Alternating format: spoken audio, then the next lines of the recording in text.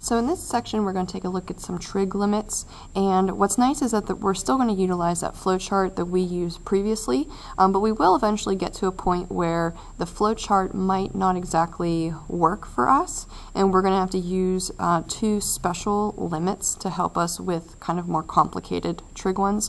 But again, using the flowchart, we should always try direct substitution first, and we have to remember that direct substitution really only works provided that the function is continuous and defined at some point, whether that might be theta or x, whatever variable you're working with. So we should always try it first just to see where it leads us, and then we'll go from there. So for this first one, if we substitute in 2 pi over 3 into theta, the top 3 will cancel out with this bottom 3, so we're just going to be left with sine of 2 pi. And then very similarly down below, this 3 will cancel out the bottom 3, so we'll just be left with 2 pi. Now, 2 pi on the unit circle is a spot that we have to know by or in our heads, okay, without visually using a unit circle paper in front of us. So sine of 2 pi is 0, and 0 over 2 pi will simply be 0. So this is a nice instance where direct substitution works, and we don't have to worry about that 0 over 0 indeterminate form or a number over 0 asymptote. If we try the next one, we'll go ahead and substitute in pi. That's another point on the unit circle that we have to know. Cosine of pi is -1, and notice how we would have to square that value, so we would be left with a limit answer of 2. So two good examples where showing how direct substitution would work. So if we were to go ahead and try perhaps this next one in the middle, let's go ahead and try some direct substitution. We'll go ahead and plug in 0. Cosine of 0 is a spot that we have to know in the unit circle. That would be 1. And sine at that same location would be 0, and we have to square it.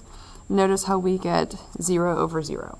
So there's that indeterminate form that we have been discussing pretty extensively up to this point. So we're going to have to do some rearranging. We're going to have to think about some ways that we can rewrite this function. And thinking back to our trig studies from last year, we talked about some identities that could help us rewrite trig functions. And I know you probably talked about quite a bit of them last year, but we're really only going to use the main trig identity, which is the Pythagorean identity. This is the one that, if you do remember any of them from last year, I hope you remember this one. It was sine squared plus cosine squared equals 1. Okay, so that's the main trig identity that we have to know by heart. And then we do have the manipulations, meaning if you were to subtract some values, you could rewrite this in different ways. For instance, if you subtracted the sine squared over, cosine squared would be by itself, and you'd have 1 minus sine squared. So there's a manipulation of this main trig identity. And then another one you could do is subtracting the cosine over. So the sine squared would be by itself. Okay, I'm hoping these are ringing some bells. So we have the main trig identity, and then we also have its manipulations that might show up.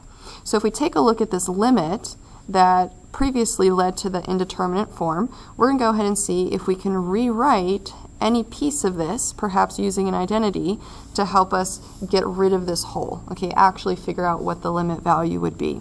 And notice how we have a sine squared in the denominator, and that is showing up as a manipulation of this Pythagorean trig identity. Instead of sine squared on the bottom, we can write 1 minus cosine squared. From there, maybe we want to factor the bottom. Notice how it is a difference of perfect squares. So using our difference of perfect squares setup, we would need 1 minus cosine and then a 1 plus cosine.